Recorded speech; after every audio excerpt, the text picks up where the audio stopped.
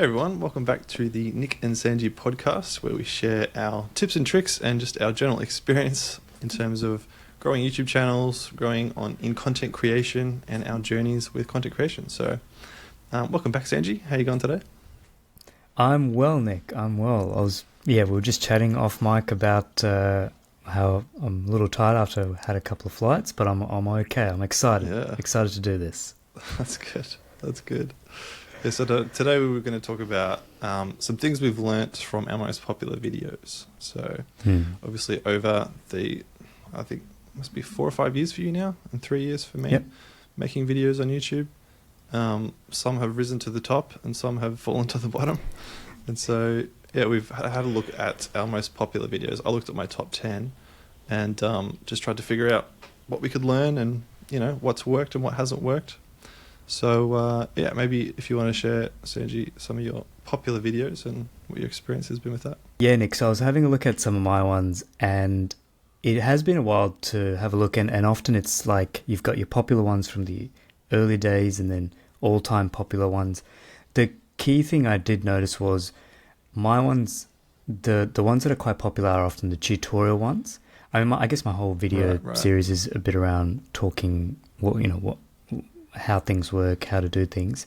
But I found the most popular one that in the early days and continued still generates quite a lot of views is how to buy shares kind of thing. So if I'm in the personal investing space, quite a lot of my videos that do well was around ComSec and how to use ComSec. And I did a couple of videos on ComSec, but there was one key standout one, which was basically end-to-end how to buy shares on it. And then similarly, recently, it's now my CMC video, which does exactly the same thing as how to buy shares using CMC. So that's been often, I know very quickly it's going to be popular, as long as it's a popular product. So ComSec, very popular product in the whole share investing space for Australians. And recently CMC, I think, has been doing a little bit better. And then on the other side of things is whenever I do like a side-by-side ETF comparison. Those are broadly my popular topics that I know if I just make a video on that, I'll get a decent amount of views and they'll do okay into the future. And when you say side-by-side ETF comparisons, does it depend on the ETFs? Like, is it more popular ETFs that get more views, or like, what's your experience been with that? Yeah, so it is often the more popular ETFs that will get the most views, and also if it's topical in terms of there's like a current theme for it. So there was a period when crypto was quite popular, so I knew any ETF on crypto would do well, and then ethical investing as well. So I think I read recently that Vanguard was struggling a bit with their ESG narrative, and I think it was more around like aggregate bonds. But yeah, if it's topical, the theme's current, then I'll do okay. Otherwise, yeah, it has to be the very typical popular ones like the VAS, A200, beta shares, all those things. In my experience, it kind of sounds similar, even though it's a very different niche that I'm in. So like I obviously do more tech related content, but over the course of my channel, like I've done quite a broad range of stuff, whereas I think you kind of niched down earlier than I did.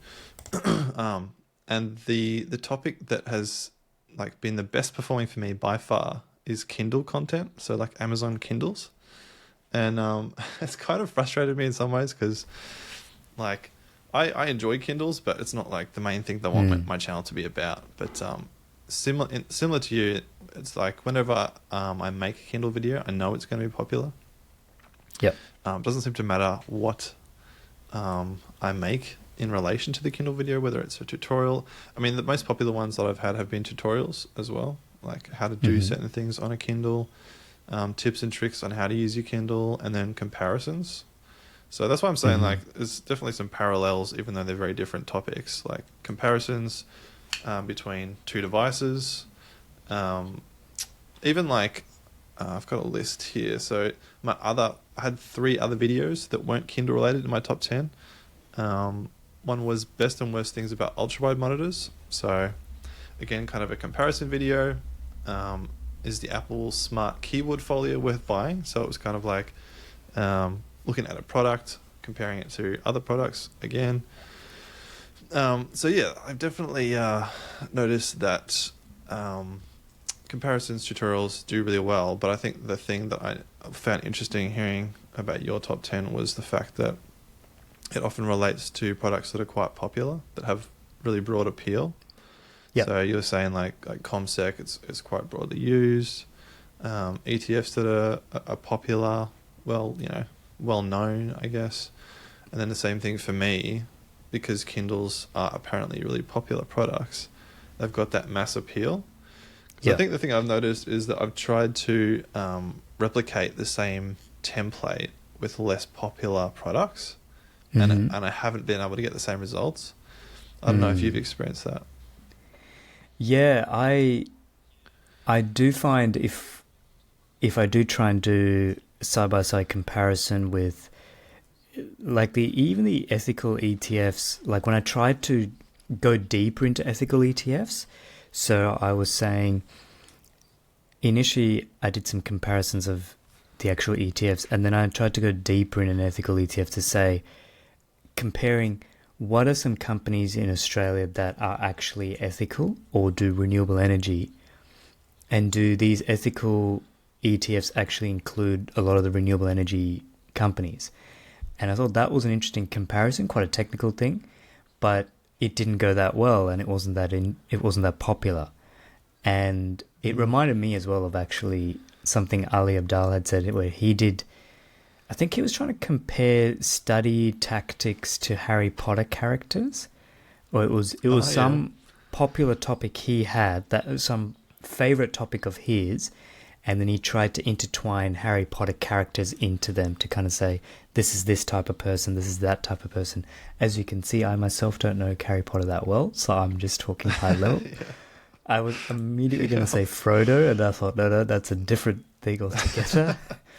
But there's probably like the Harry character, the Hermione character, and you could say those are different types of like uni students or different types of study techniques. So, conceptually that actually sounds, you can imagine sitting in a room and someone saying that, and you're like, yeah, that could work. It combines two interesting areas. And he said it bombed. Like, he put so much effort into it and nothing good came. Like, it didn't perform that well at all. So, so it is interesting where I think it is an interesting combination of the template works, but then you try and move it on to something else, it may not necessarily pick up. But also, there are probably some areas where it can work.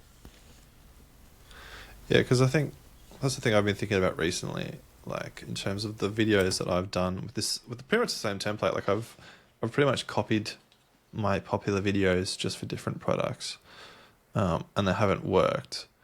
And I have wondered if it just goes back to the fact that they don't have mass appeal.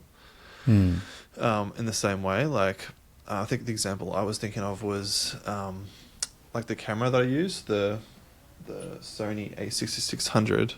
Like, it's kind of more of a niche product, if you think about it, than a Kindle, because how many people read books? Like, there's a lot of people that read books, a lot of people that use Amazon, like it's a massive company, it's a well-known product, but then how many people use video cameras? Like, it's definitely not as big of a market. And so that's been one thing that I've really tried to think about. But then also I think it's made me think about how can I make more niche videos appeal to more people. Yes. Does that make sense? So I've been trying to think, maybe rather than making a A6600 comparison video, maybe I could do like a video talking about cheap cameras versus expensive cameras, or like mirrorless cameras versus DSLRs, like something that's a bit broader but that incorporates that product.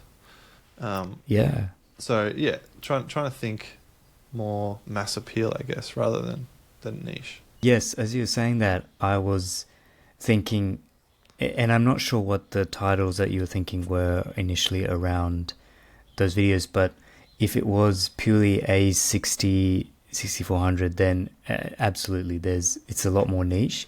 But if you said something like, this is the only thing you need to start a YouTube channel with, or the lowest cost way to get started on YouTube, or why everyone should have a camera like this, then it increases that likelihood to kind of get people who are in those different spaces to click on it. Similar where I think even my ComSec video, when I started it, it was ComSec, and then I made it how to buy shares, and that's a more generic topic. So that's probably it. Yeah, I agree. Like, I think the one product can be pitched in, which is actually quite handy. You can make either a niche video out of it or a very generic video, and it's the product that ends up being it, which I guess explains to some extent advertising in general, which is where they're trying to sell this car, but they're really selling a lifestyle or an image that you can have out of it, which appeals more to more people, rather than I'm selling this car with its specific features, which is better than the other car. Man, that's such a great point. I really like thinking about it like that. I actually haven't thought about it like that. But also, yeah, like you say, thinking about the title and thumbnail, because I think that's the thing I kept coming back to, was that it's not just like kind of one factor, I think, that have made my top 10 videos the top 10. It's like a combination of things. So it's like a combination, you know, obviously it's a combination of the video itself, the engagement it gets, the title and the thumbnail, all those sorts of factors. And so, yeah, really thinking about not just the video and making the video or the concept of the video itself broad appeal, but also making sure the title and thumbnail has a broad appeal. And that kind of, I think that kind of leads me to the other thing that I feel like I have relatively, you know, learnt through my top 10 videos, because I feel like I'm still learning from them and trying to understand how they work and what does make them stand out videos on my channel. But I think the thing is that they all, in one way or another, kind of provide answers to questions that people have. You know, no matter the format, whether it's a tutorial or a tips video or a review video, whatever it is, it's kind of answering some questions that people have got, like, is this the right product, or how do I do this, or how do I achieve this, or which one's better? And so in that way, it's providing value. And that's kind of the thing, like, I feel like we always think about, like, how we're providing value. But I think for me, I don't know, like, I think I've probably over conceptualized that a bit, and it's like, I just need to think, how is this video actually going to help someone? Like, is it going to help anybody? And if it doesn't, then maybe it's not worth making, like, because what's it achieving at the end of the day? Because people are looking for stuff that's going to help them, you know? Yeah, there's definitely categories of videos, and I think there's so many different ways to cut it. Like, for mine, it would be the tutorials on literally how to use a product, and then so a brokering company, a finance budgeting company, literally this is how you literally use it. Then there could be, this is how you do something specific with that product. So the product has some very specific things that it's designed to do, and this is how you do those things with that product. And then there would be, this is how you solve a broader problem. And then the comparisons as well. Because I agree, like, I don't think I did this as much as I probably should have in the early days, but I certainly just made videos that I thought were good, and I didn't stop and think, but would anyone else outside of me enjoy it? But I think as well, people are careful to knock that back as well, because they're like, you know, you also need to make videos that you enjoy making. And we aren't necessarily very good at seeing around the corner in terms of what our audience would want in the early days. But I've certainly found now the trick is probably just to look at what are the popular videos, and then at least you know, okay, people generally like these topics from my competitors, well, not competitors, but other people in this space as well. And then, so there's probably, like, you know, you make tutorial videos, you make comparison videos, and you're just always switching between those and trying to find it. And I'm now wondering, like, how I do that as I go into new spaces as well. So if I want to try different areas other than personal finance and investing, how do I find those adjacent topics to then make videos about that I can then easily move into, so that I can just get started and and then feel my way around as I get in. Yeah, because have you done many many videos outside of the finance investing niche yet on your channel? Or is it mainly? No, not yet. I've got a couple of ideas around, like maybe like trickling into real estate, because that's, I guess, where I am in my life journey as well, is trying out real estate. But then also, could I bring in like the whole journey of your finances? So I think, remember in the early days when I had my pillars of what I wanted to talk about, and Yep. I could say a lot of what I've done so far has been around budgeting and where you put that excess money that you have. But now I want to go back further up the chain to saying, how do you just earn more money to start with? Because I think that's actually probably the more interesting space, is once you've got your finances sorted, once you know where you're investing any excess you have, is what else can you do to actually earn more money? Because you very quickly realize if you're limited basically to grow your wealth by how much money you can set aside outside of what you need to live.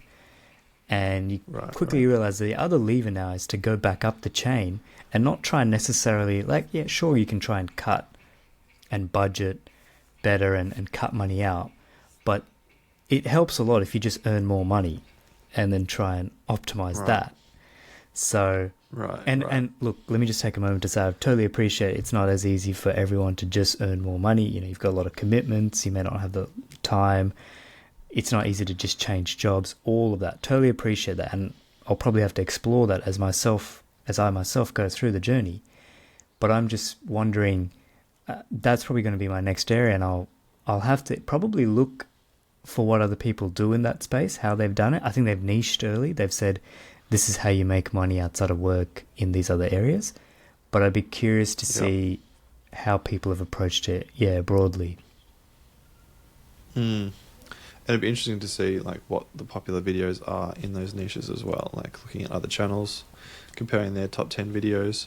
But it kind of reminds me of what you were saying earlier about advertising. Like if you're selling kind of a lifestyle or promoting a lifestyle over individual products or concepts or whatever it is, then that has more mass appeal.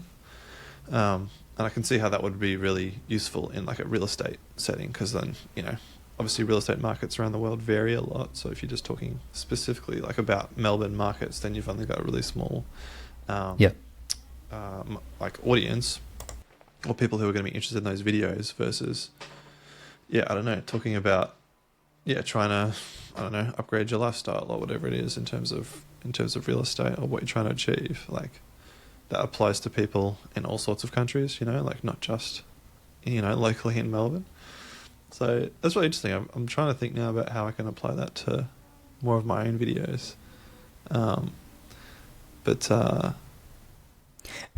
something else. And I think, sorry. Yeah, I mean, and I think as you're saying that, I sort of had the image of the pyramid of videos that we can make, and thinking we can probably just go up and down it. Like, we can make a general video about real estate or a general video about some tech product and how it can improve your life, and then make it really relevant to the Australian market or to the Western market in some way, make it really relevant to the full-time worker market, or make it really relevant to the full-time creator market, part-time, this and that. So it really does fly against the face of, I'm not sure what videos, I've got no ideas, because we can try all these different combinations of things. And for me, it often is like, I used to worry if I make a video that someone will only watch once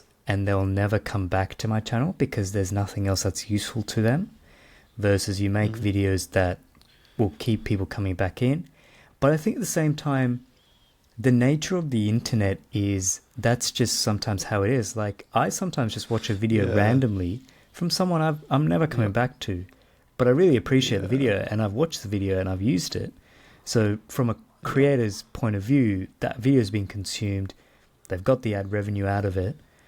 They may not get the audience, but you still made something useful. So I don't know if you had thoughts on that. Yeah, and even you say you're not getting the audience out of it, but in some ways you still are, because you've got an audience that's watching that video. They might not be watching your entire channel. Mm. Um, but that's kind of what you're aiming for at the end of the day, I guess, is mass appeal for particular videos, whether or not that converts to actual followers who watch all your content. Like, in some ways, to me, it's maybe less relevant, because like, the traction comes from views on videos, probably more so, I'd argue, than subscribers. Well, I was going to ask in a different direction around where you would like to take your channel, because I feel like if you've done, what you have done, being quite consistent, you've probably covered quite a lot of topics, both in terms of depth and breadth. And is that still the direction you want to go in? Do you want to find some adjacent areas as well for yourself? How worried are you about losing the views? Because I think you sort of do need to find that balance of, I'll make these videos to kind of put food on the table, and then I'll explore other areas through these other videos. So I'm just curious for you, as someone who's been quite consistent. Now you've got quite a few videos out. You're probably quite well known in a certain space. Do you want to keep doing that? Do you want to be a bit more broad? Where are you at in terms of that? Yeah, I think I'm still at the stage where I'm still sort of feeling it out a bit, because it's like we were talking about earlier. I think, like, there's videos that you kind of make because you know that it's going to help people and it's going to answer a particular question, and there's videos that you make because you want to make them and you enjoy it. And it's like trying to find the intersection of the two, like videos that you enjoy making, but also that are helpful to people. And so I think I'm still at kind of, to be honest, at the stage where I'm like still making videos that I think will be popular, that I don't enjoy making as much, but also at the same time still sort of figuring out what I enjoy making. But I guess, trying to find that intersection, I guess, is the key thing for me. And I think that's kind of what I was thinking about earlier as well, when it comes to giving value, but then creating something, like that you enjoy making. Because I think that's what helps it stay sustainable for the long term. Like, if you're making stuff that you don't enjoy.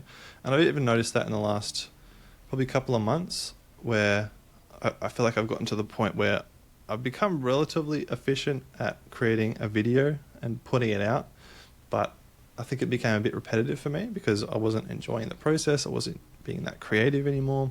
And the last few weeks, I've really just been trying to focus on not just like creating a valuable video, but making sure I enjoy making it, like being more creative, exploring the creative side of it. And that's helped it become a lot more enjoyable for me, and I feel more motivated to keep making videos. So that's kind of a broad answer to your question. I guess I'm still not quite sure, but I guess that also goes back to what we were talking about in terms of subscribers versus viewers.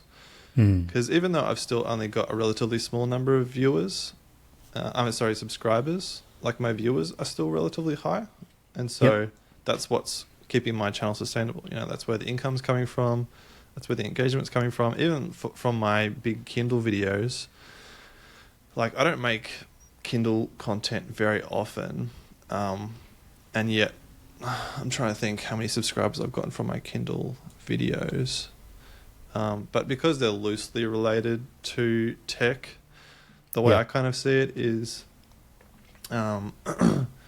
like, lots of people will see the Kindle video, and then some of them might look at my actual channel, and if they're interested in the broader topics that my channel covers, then I'll subscribe. So if I keep making videos that aren't necessarily,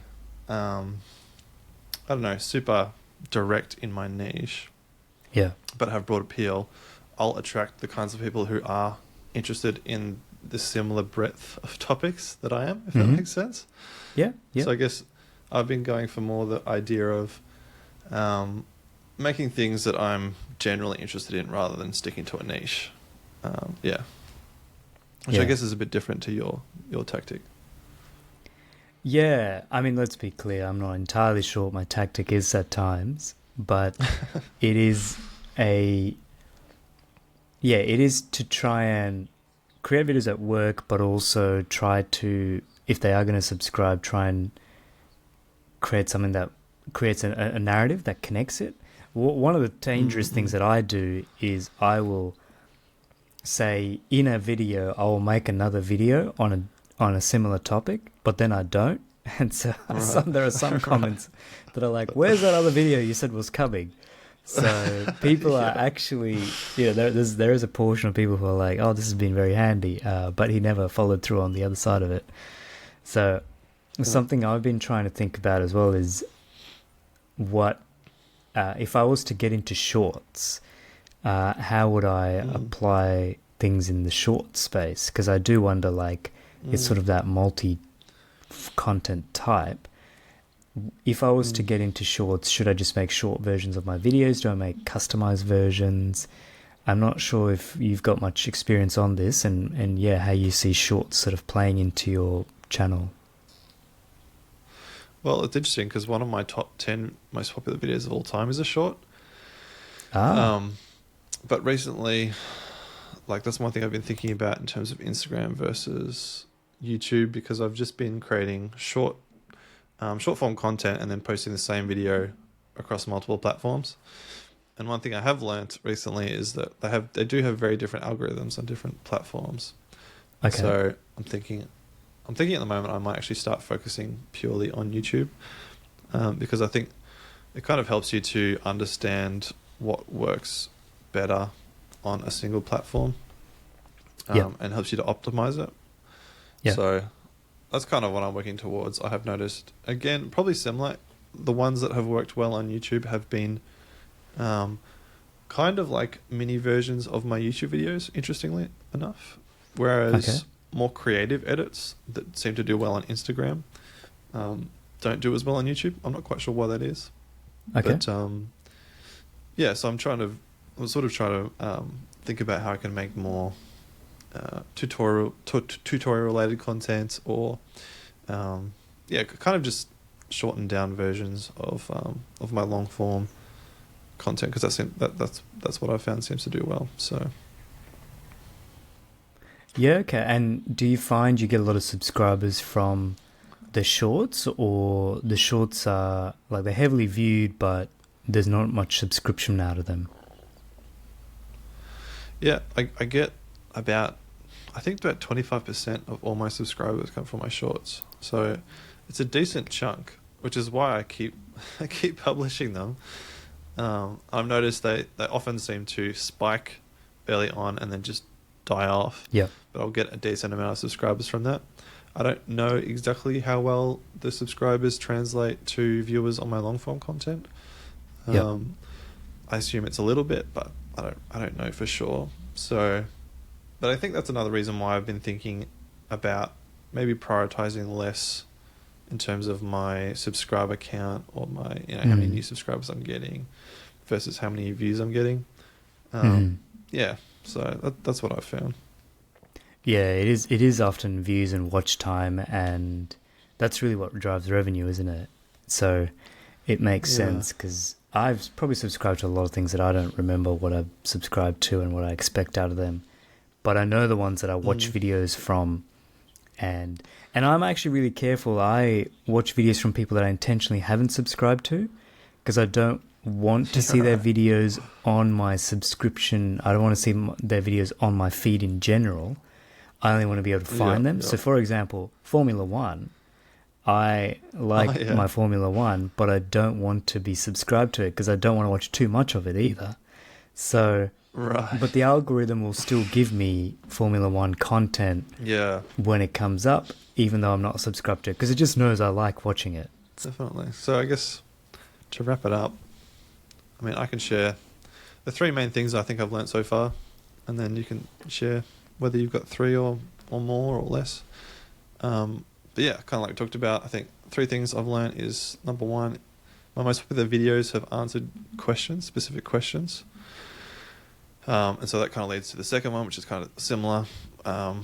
most popular videos are ones that have actually given people some sort of like clear value, and I think it ties into what we talked about in terms of like the value is offered really clearly in the title and the thumbnail, and its broad appeal. And then the third thing is that it's kind of like a combination of a lot of things, but they often seem to be related to topics that have broad appeal. But yeah, it's really interesting how we talked about it's not just necessarily the specific product that has a broad appeal, but the concept or the lifestyle or whatever it is, isn't super niche. It appeals to quite a broad range of people. So that's kind of what I've learned. I'm still learning a lot. But how about you, Sanjee? Well, I'm looking at the list and I'm listening to you, and I think it's pretty much the same, because it is what works in terms of solve a problem for them, especially in the early days when you're quite small. People just need a problem solved. They need an answer to something.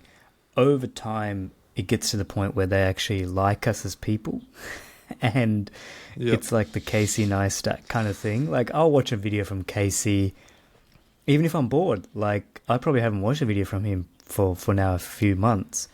And just as I was thinking about that, I was thinking, it'd be good to see what Casey's doing these days. So it's more watching him and Peter McKinnon, Maddie, all those crew, because there was that period where we were all heavily watching them. Like every day I was looking out for a Peter McKinnon video, a Maddie video, a Casey video. And then you kind of walk away from them for a bit, and then you think, it'll be good to see what they're up to, how they're going.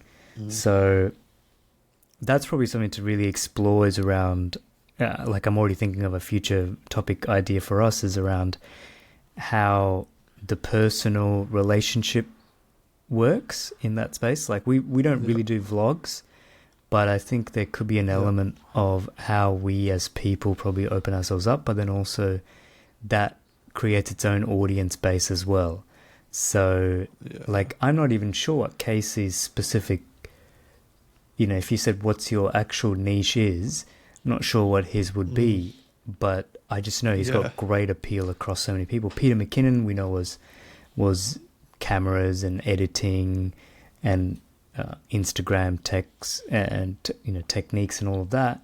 But then he's just also seems like a pretty cool guy. Same with Maddie. So that's probably something, whether that you do that early, whether you do that down the track, or whether you just sprinkle that in throughout your journey. What does the life of a full-time creator look like? What does the life of a part-time creator look like? What's involved? So I think that's probably the other area where we may not get massive views, but it may do a good job of sort of solidifying a bit of our subscriber base and people who watch our videos. Totally. And that's interestingly to finish on. I follow another creator, and he talked about the idea that you should make content that has, I think he was talking about how you should make, there's sort of like three categories of content. One is content that has mass appeal, that will attract new audience, content that helps build community and helps build relationships with your audience, and then content that's sales related, so that you can actually make the channel or content creation sustainable. So it's kind of like those three things. I think he had it like 80% or maybe 70% mass appeal, 20% community, 10% sales, or something like that. So kind of ties into what you just said. But that was a good chat today. Where can they find you online? Certainly, so sanjeesen.com, my standard website, my YouTube channel, Sanjee Sen, and then my Instagram page is Sanjee, this will be a reoccurring theme, is Sanjee Investing. But really look for it. Look for the one that's got on it pinned a post saying, I don't contact you about investment opportunities.